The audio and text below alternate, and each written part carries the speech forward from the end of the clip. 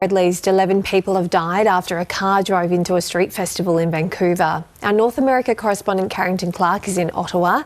Good morning, Carrington. Awful news. Bring us up to date with the latest there in Canada.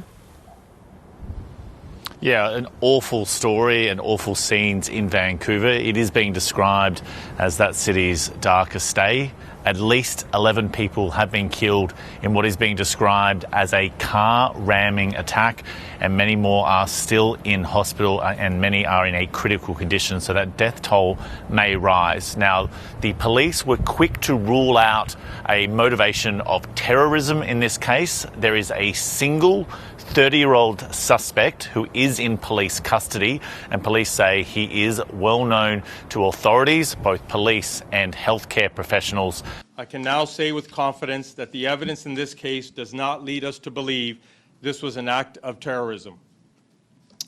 I can also tell you that the person we have in custody does have a significant history of interactions with police and healthcare professionals related to mental health. This particular attack, though, occurred at a crowd, into a crowd celebrating the Lapu Lapu festival in Vancouver. This is a Philippine national holiday, and there is a large ethnic Filipino community in Vancouver.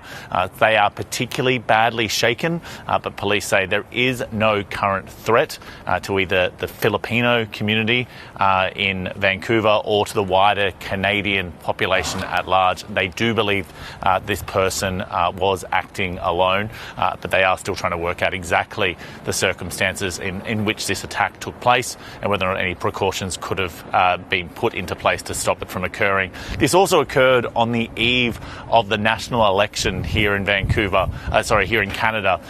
Canadians will be going to the polls tomorrow to decide on their national government, and we have seen some curtailing of some election activity, including some of the larger events that were planned for today, as both a mark of respect, but also as a safety precaution, despite the fact that the police say there is no current threat, they believe. But it does obviously make it a slightly tricky proposition for the political parties who want to be respectful to those people who have lost loved ones, while also realising these last few hours of this national campaign are so critical. But yes, just an awful situation. But as I said, police do not believe this was linked to the election, nor do they believe it was an act of terrorism. It appears to be a just tragic, senseless act of violence against those people in Vancouver.